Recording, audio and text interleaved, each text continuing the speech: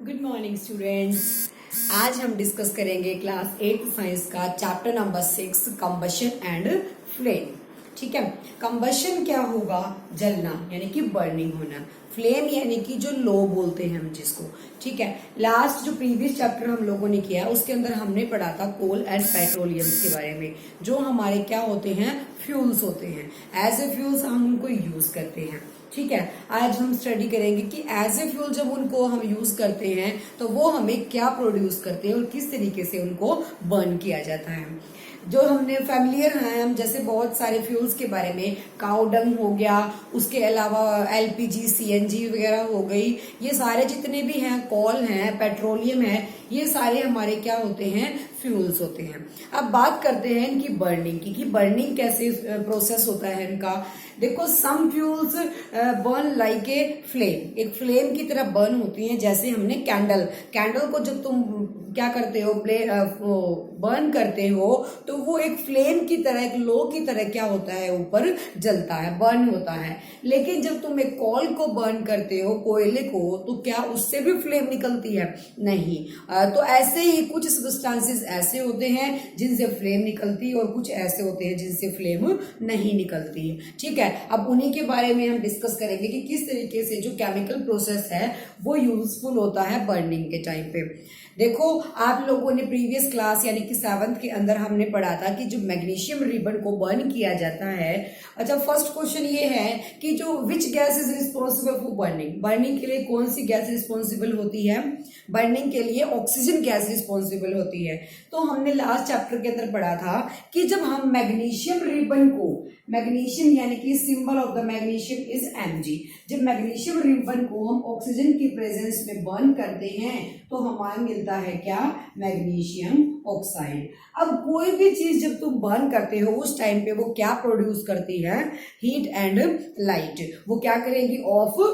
They give of heat and light. When a substance is burn, कोई भी substance जब burn हो रहा है तो वो हमें क्या, एक केमिकल प्रोसेस, ऐसी प्रोसेस है when a substance is burning, जब बर्निंग हो रही है तो they give of heat and light, वो हमें हीट और लाइट प्रोड्यूस कराते हैं। ठीक है, अब बात आती है कि जो एयर होती है उसी की प्रेजेंस में क्यों बर्निंग की जाती है। हमने एक एक्टिविटी सुनी भी होगी, हाउसेस के अंदर हमने करके भी देखी होगी। देखो, जितने भी फ्यूल्स होते हैं वो हमारी ऑटोमोबाइल्स को रनिंग करने के लिए, फैक्ट्रीज में फूड कुकिंग के लिए, इन सारे प्रोसेस में उनका यूज होता है। अब बात करते हैं कि जो एयर होती है वो किस तरीके से रिस्पॉन्सिबल होती है बर्निंग के लिए। मान लिया हमने कोई टम्बलर ले लिया, एक एक्टिविटी सुन लो। मान लिया कोई टम्बलर ले लिया, टम्बलर साइड में रखा है, हमने कैंडल को बर्न किया। सबसे पहला ये हमारा ये काम है, हमने कैंडल को बर्न करके रखा। बर्न करने के बाद वो जलती रहेगी जब तक वहां क्या हो रही है, एयर की सप्लाई हो रही है, ऑक्सीजन की सप्लाई हो रही है। लेकिन जब तुम उसके ऊपर एक टम्बलर उल्टा करके रख दोगे तो वो वही कैंडल क्या हो जाएगी, एक्सटिंग्विश यानी कि बुझ जाएगी, बंद हो जाएगी, स्टॉप हो जाएगी। वाई? बिकॉज जो सप्लाई ऑफ द एयर है वो वहां क्या हो जाएगी, स्टॉप हो जाएगी। ये आप अपने घर के अंदर भी एक्सपेरिमेंट करके देख सकते हो। इससे प्रूव होता है कि बर्निंग के लिए कौन सी गैस रिस्पॉन्सिबल है, ऑक्सीजन गैस। अंडरस्टूड। अब बात करते हैं नेक्स्ट पॉइंट की कि कंबशन क्या चीज होती है। मैंने आपको बताया कोई भी चीज सब्सटेंस जब बर्न होता है तो हमें देता है हीट और लाइट। तो कंबशन हमारी कौन सी प्रोसेस होगी? Chemical process.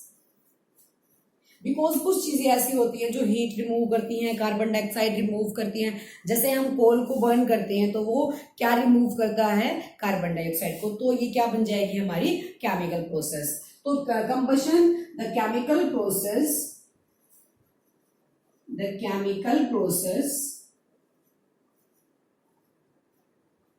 in which a substance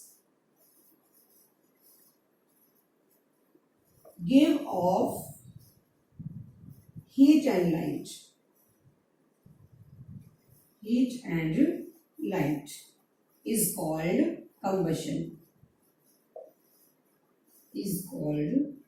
combustion. Combustion एक ऐसी प्रोसेस होती है जो बर्निंग के टाइम पे या फिर हमें हीट या और लाइट प्रोड्यूस कराती है। आप लोग जब भी कोई चीज बर्न करते हो ऑब्वियसली ये बात ऑटोमेटिक है कि वो हमें लाइट भी प्रोवाइड कराती है। तो लाइट और हमें क्या मिलती है बर्निंग के टाइम पे? हीट मिलती है। ठीक है, अब बात करते हैं नेक्स्ट पॉइंट की कि जो कंबशन होता है वो कौन से सब्सटेंसेस होते हैं जो सिर्फ कंबशन करते हैं। क्या हम एक स्टोन को भी बर्न कर सकते हैं? ऑब्वियसली नहीं कर सकते। जो सब्सटेंस है वो कैसा होना जरूरी है? कंबस्टिबल। तो those substances undergoes combustion, they are called combustible substances. जो सब्सटेंसेस कंबशन के अंदर आते हैं, इन्वॉल्व होते हैं, these substances are called combustible substances. तो यहां तुम कंबस्टिबल की डेफिनेशन भी लिख सकते हो, इसको ध्यान से समझ लेना। यहां तुमसे एग्जांपल्स पूछ सकता है, अगर चैप्टर के मिड से वो क्वेश्चन उठाता है तो 1 नंबर के क्वेश्चन के अंदर वो पूछ सकता है विच सब्सटेंसेस आर, कौन से सब्सटेंसेस कंबस्टिबल होते हैं। द सब्सटेंसेस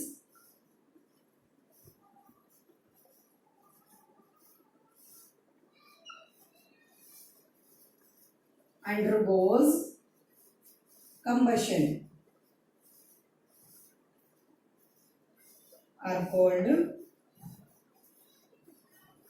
कौन से सब्सटेंसेस होंगे? Combustible substances. वो हमारे क्या बन जाएंगे? कंबस्टिबल सब्सटेंसेस बन जाएंगे। तो जितने भी हमारे सब्सटेंस होते हैं अगर वो बर्न करते हैं तो उसके अंदर, अब देखो कंडीशंस पढ़ते हैं किसी भी सब्सटेंस को बर्न करने की। जो कंडीशंस होती है वो क्या क्या होनी चाहिए? कंबशन हमने पढ़ा कि जो भी सब्सटेंस हीट और लाइट प्रोड्यूस करते हैं वो हमारा कंबशन होता है बर्निंग के टाइम पे।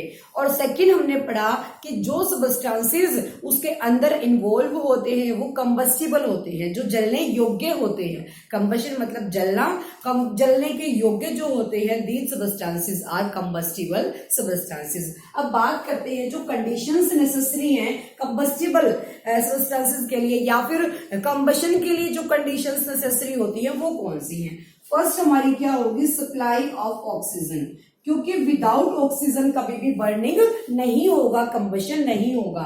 तो हमारा जो फर्स्ट कंडीशन है वो क्या है? Supply of oxygen. अंडरस्टूड। तो नेक्स्ट हमारा आ जाएगा सब्सटेंस शुड बी कंबस्टिबल। अब मैंने आपको बताया कोई भी स्टोन है हम उसमें आग नहीं लगा सकते, उसको बर्न नहीं कर सकते क्योंकि वो कैपेबल ही नहीं है उस चीज के लिए। तो हमारा यहाँ क्या बन जाएगा?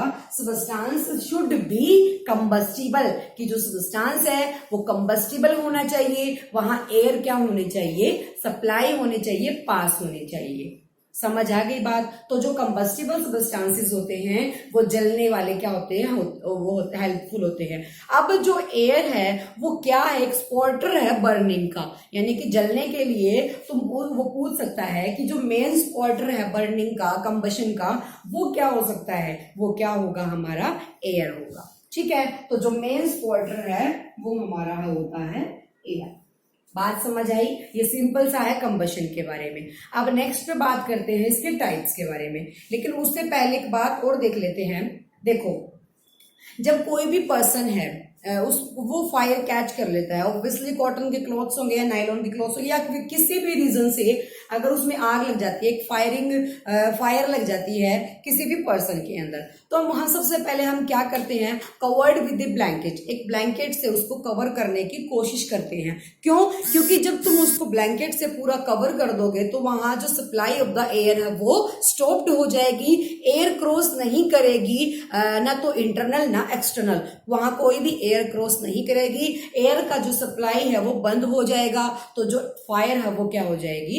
एक्सटिंग्विश, यानी कि रुक जाएगी। तो जो फायर को स्टॉप करते हैं, किसी पर्सन में जब आग लग जाती है तो उसको सबसे पहले, आप लोगों ने मूवीज के अंदर भी पढ़ा होगा कि हम उसको सबसे पहले क्या करते हैं? ब्लैंकेट से कवर कर देते हैं। समझ आ गई बात? अब उसके बाद नेक्स्ट पॉइंट आपका आता है इसके अंदर कि जो इग्निशन टेम्परेचर्स होते हैं वो क्या होते हैं? इग्निशन टेम्परेचर,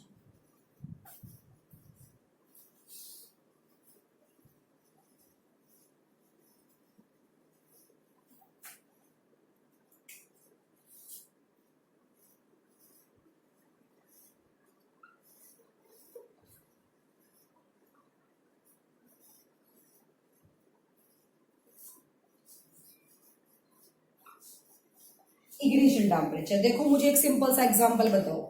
मान लिया मैंने इन तीनों चीजों को एक साथ रख दिया, एक सिंपल मैच स्टिक्स मैंने इसके लगाई, जो माचिस की तिल्ली होती है वो मैंने यहाँ लगा दी, क्या इसमें आग जलनी शुरू हो जाएगी इंस्टेंट? ऐसा कभी नहीं होगा, क्योंकि एक पर्टिकुलर टेम्परेचर होता है, एक फिक्स टेम्परेचर होता है, मेल्टिंग पॉइंट लगा लो कि वो क्या करेगा, जो उस टेम्परेचर पे आने के बाद ये बर्न करना शुरू करेगा। तो उसी को बोला जाता है इग्निशन टेम्परेचर। कि किसी भी सबस्टांस के लिए जो मिनिमम हमारा टेम्परेचर की नीड होगी फॉर कैचिंग फायर, फायर को कैच करने के लिए जो मिनिमम टेम्परेचर नीड होती है दैट इज इग्निशन टेम्परेचर। ठीक है।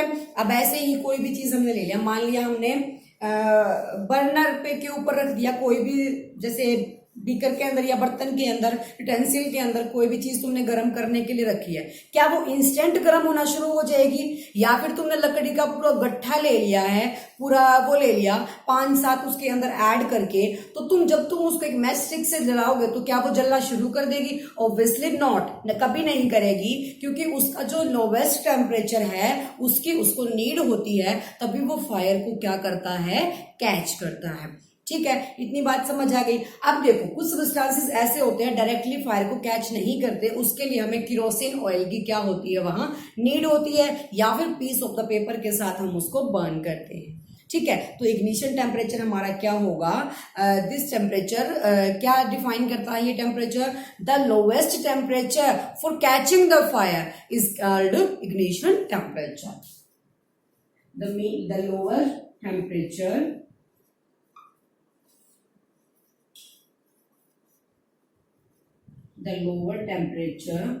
for catch the fire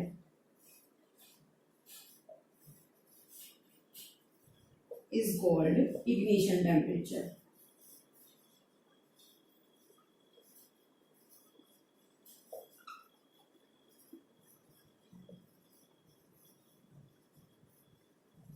उसको क्या बोला जाएगा, इग्निशन टेम्परेचर बोला जाएगा। समझ आ गई बात। अब इग्निशन टेम्परेचर के बारे में आप लोगों ने पढ़ लिया। अब सेकंड बात आती है हमारी कि इनफ्लेमेबल सब्सटेंसेस क्या होते हैं। इनफ्लेमेबल सब्सटेंसेस क्या होते हैं?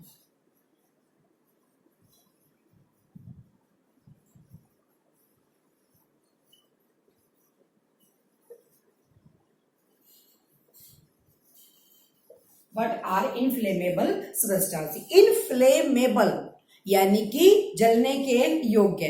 जो सब्सटेंसेस ऐसे, देखो मैंने आपको प्रीवियस डेफिनेशन के अंदर बताया है कि लोएस्ट टेम्परेचर की, मिनिमम टेम्परेचर की हमें नीड होती है किसी भी सब्सटेंस को बर्न करने के लिए।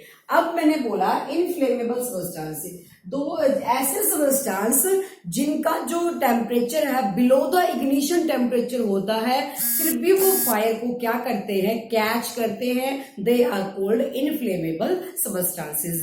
Those substances which temperature is below the ignition temperature but they catch fire, लेकिन वो क्या करते हैं, फायर को कैच करते हैं। They are called inflammable substances. वो हमारे क्या बन जाएंगे, इनफ्लेमेबल सब्सटेंसेस। अब उसके एग्जांपल्स कौन से होंगे, एलपीजी हो गया, सीएनजी हो गया, और उसके अलावा अल्कोहल हो गया। अब जैसे आज हम हैंड सैनिटाइजर यूज करते हैं, उसके अंदर बोला जाता है कि सैनिटाइजर को लगाने के बाद हमें गैस के पास नहीं जाना, किचन में काम नहीं करना, या कहीं आग के पास नहीं जाना। क्यों बोला जाता है? क्योंकि वो ऐसे सब्सटेंसेस होते हैं जिनका temperature below the ignition temperature होने के बाद भी वो फायर को कैच कर लेते हैं, तो उनको बड़ा ही केयरफुली हमें यूज करना होता है। अच्छा, सेकंड पॉइंट, जो हमारे कंबशंस होते हैं वो कैसे भी हो सकते हैं, जैसे सॉलिड भी हो गया, लिक्विड, या फिर गैसियस फॉर्म के अंदर भी हो सकते हैं। तो यहां मैंने बताया inflammable substances, those substances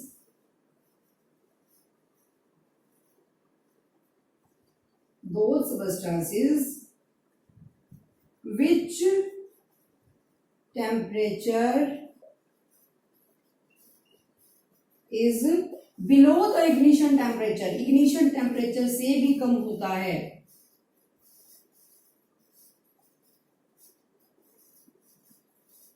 below the ignition temperature but they can catch the fire, लेकिन वो फायर को कैच कर सकते हैं। They are called inflammable substances. Example मैंने क्या बताया, एलपीजी, सीएनजी या फिर अल्कोहल। ये ऐसे सब्सटेंसेस होते हैं जिनका temperature below the ignition temperature होने के बाद भी फायर को ये कैच कर लेते हैं। अंडरस्टूड। हमने पढ़ा कंबशन के बारे में, जो सब्सटेंसेस हीट और लाइट प्रोड्यूस करते हैं। सेकंड हमने पढ़ा कंबस्टिबल, जो अंडरगोज द कंबशन होते हैं। ठीक है। नेक्स्ट पढ़ा हमने इग्निशन, कि किसी भी सब्सटेंस को बर्न करने के लिए जो लोवेस्ट टेम्परेचर की नीड होती है, दैट इज इग्निशन टेम्परेचर।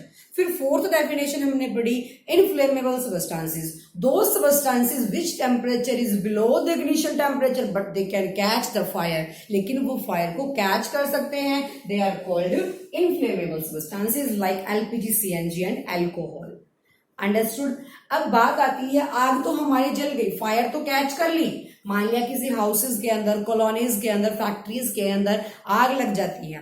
ठीक है। तो हम इंस्टेंट क्या रिएक्शन करते हैं कि हम वहां एक्शन करते हैं, वहां हम फायर ब्रिगेड बुलाते हैं। अब फायर ब्रिगेड का काम क्या होता है वो देख लेते हैं।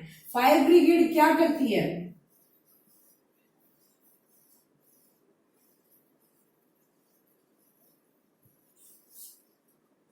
how to control fire।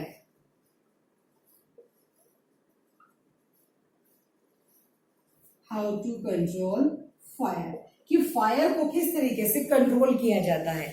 वही मैंने बताया कि हम क्या करते हैं, फायर ब्रिगेड वाले को कॉल करते हैं। तो फायर ब्रिगेड का काम सबसे पहले क्या होता है, आने के बाद वो वाटर की सप्लाई करना शुरू कर देती है। जब उसने वाटर की सप्लाई देना शुरू किया आग के ऊपर, फायर के ऊपर, तो वहां क्या होगा, उसका टेम्परेचर कूल हो जाएगा। जब टेम्परेचर कूल हो गया तो वो एयर को क्या कर देगा, स्टॉप कर देगा। जब वहां एयर की सप्लाई क्लोज हो जाएगी, स्टॉप हो जाएगी, तो अपने आप जो फायर है वो एक्सटिंग्विश यानी कि रुक जाएगी, स्टॉप हो जाएगी। तो जो फायर ब्रिगेड है उसका काम क्या होता है, for stop the air supply, जो एयर की सप्लाई होती है उसको स्टॉप कर देना। तो जो बर्निंग के लिए रिस्पॉन्सिबल है वो एयर होती है, इसीलिए सबसे पहला काम एयर की सप्लाई को स्टॉप करना होता है, जो काम फायर ब्रिगेड का होता है। अब जो वाटर के वेपर्स होते हैं वो एयर की सप्लाई को वहीं स्टॉप कर देते हैं, टेम्परेचर को कूल कर देते हैं वाटर वेपर्स ऑब्वियसली, तो वहां फायर एक्सटिंग्विश हो जाती है। तो ये फायर ब्रिगेड का मेन मोटिव होता है। अंडरस्टूड। इस तरीके से हम फायर को कंट्रोल कर सकते हैं। अब कोई भी अगर तुम्हें पर्टिकुलर रीजन दे रहा है कि फायर को किस तरीके से कंट्रोल किया जाता है, तो सबसे पहला हमारा जो वो होगा, स्टेप होगा, वो क्या होगा कि हमें एयर की सप्लाई वहां पे बंद कर देनी है, स्टॉप कर देनी है। अंडरस्टूड। तो तुम इसके अंदर लिख सकते हो, the fire brigade we will call fire brigade obviously. तो हम क्या करेंगे, फायर ब्रिगेड को कॉल करेंगे। तो जो फायर ब्रिगेड है वो क्या करेगी, the fire brigade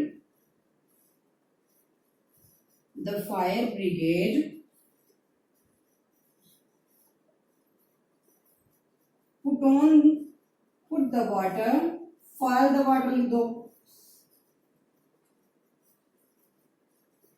fall the water supply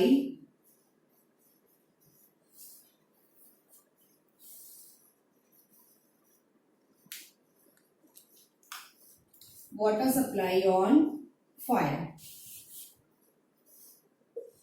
water supply शुरू कर देगी फायर के ऊपर, for the supply of water,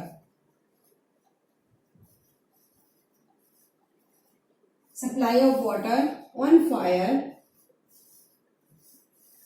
because water vapour cool the temperature, because water vapor cool the temperature, temperature को है कूल कर देंगे, and stop the air supply, वहां पे जो सप्लाई है, stop the supply of air लिख लो, stop the supply of air. तो वहां क्या हो जाएगा, obviously the fire is extinguish, the fire is extinguish, यानी कि जो फायर है वो वहीं पे स्टॉप हो जाएगी। तो इस तरीके से हम फायर को कंट्रोल कर सकते हैं। अंडरस्टूड। अब नेक्स्ट हम पढ़ते हैं the types of combustion.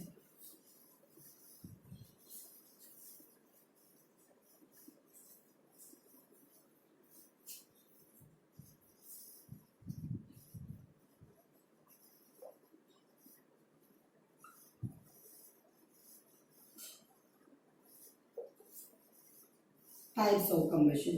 First आता है rapid combustion. Rapid combustion. What is rapid? Rapid यानी कि वेरी फास्ट। अब देखो, हम लेके गए एक दो मैच स्टिक मैच बॉक्स को, मैच बॉक्स को एक लेके गए, जो गैस लाइटर होता है उसको, दोनों में से दोनों को हमने गैस के पास रख दिया, स्टोव के पास। तो दोनों में जो फायर है वो कौन जल्दी कैच करेगा? ऑब्वियसली गैस लाइटर करेगा। तो जो गैस है वो बर्न्स रैपिडली, वो रैपिडली क्या होती है, बर्न्स करती है and produces heat and light.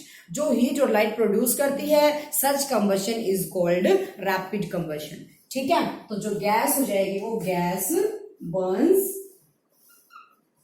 जो गैस बर्न्स है वो क्या कर देगी? गैस बर्न्स कितनी जल्दी?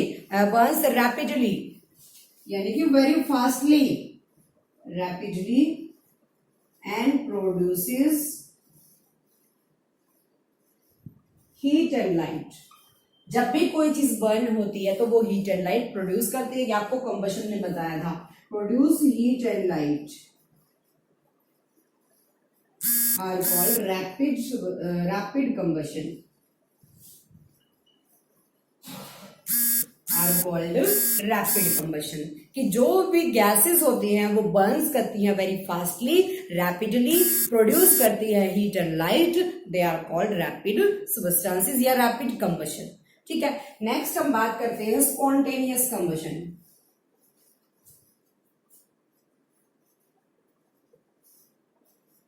स्पॉन्टेनियस, स्पॉन्टेनियस का मतलब क्या होता है? स्पॉन्टेनियस यानी कि इंस्टेंट कोई भी चीज, the type of combustion in which the material suddenly burst, यानी कि सडनली कोई भी मटेरियल अचानक बर्स्ट हो जाए जब हमें उस चीज का नहीं पता होता। सडनली बर्स्ट इनटू फ्लेम, एक फ्लेम के अंदर, without any application of any apparent cause, बिना किसी कारण के सडनली कोई भी सब्सटेंस बर्स्ट हो जाता है, वो क्या हो जाएगा? स्पॉन्टेनियस कंबशन हो जाएगा। यानी कि a material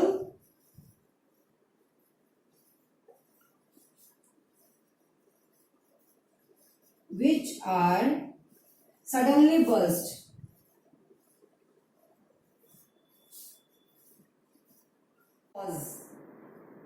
without any cause, बिना किसी कॉज के, कारण के, जो भी सब्सटेंस स्पॉन्टेनियस बर्स्ट हो जाएगा, they are called spontaneous combustion. ठीक है, the third type of combustion is explosion.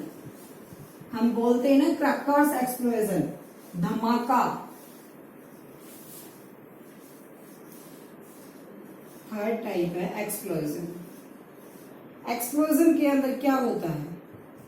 Internal supply of oxygen, जिसको एक इनक्लोज, यानी कि जैसे कोई रूम है, इसके अंदर हमने कोई भी चीज बर्निंग के लिए छोड़ी है, यहाँ इंटरनल ऑक्सीजन सप्लाई हो रही है जो इनक्लोज है, बाहर से कोई नहीं आ रही, तो इंटरनल सप्लाई ऑफ ऑक्सीजन मिल रही है, तो वो एक साउंड के साथ, एक धमाके के साथ क्या करेगी? फट जाएगी, बर्न हो जाएगी। जैसे एक क्रैकर होता है, क्रैकर का जो हम उसको बर्न तो करते हैं बाहर से, लेकिन जो उसका इंटरनल ऑक्सीजन है, इंटरनल ऑक्सीजन की वजह से, इनक्लोज की वजह से वो एक्सप्लोज, यानी कि धमाके के साथ एक साउंड, मतलब कंबशन में क्या होता है?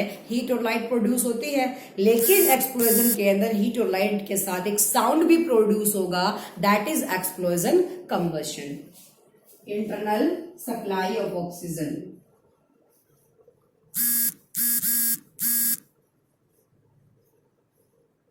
Internal supply of oxygen and produce क्या करती हैं? प्रोड्यूसेस व्हाइल बर्निंग, जब इनको तुम बर्न करते हो while burning produces heat and light with a sound, एक साउंड के साथ, जैसे क्रैकर होता है, with a sound they are called explosion combustion. Example तुम इसका दे सकते हो क्रैकर्स. जो क्रैकर्स होते हैं वो एक साउंड के साथ हीट एंड लाइट प्रोड्यूस करते हैं. अंडरस्टूड. ये थे आपके कंबशन के बारे में. पूरा टॉपिक कंबशन का कंप्लीट. और combustion, combustible, inflammable combustion, ignition substances क्या होंगे, उसके अलावा जो टाइप्स ऑफ द कंबशन का क्या होगा, रैपिड कंबशन जब वेरी फास्टली क्या हो जाएगा, बर्स्ट हो जाएगा, बर्न हो जाएगा. स्पॉन्टेनियस क्या होगा, जहां स्पॉन्टेनियस यानी कि सडनली कोई चीज बर्स्ट हो रही है. और एक्सप्लोजन क्या होगा, जब हीट एंड लाइट के साथ साउंड भी प्रोड्यूस होगी तो वो सब्सटेंसेस एक्सप्लोजन कंबशन होंगे. अंडरस्टूड. अब फ्लेम के बारे में हम सेकेंड पार्ट में स्टडी करेंगे. Thank you.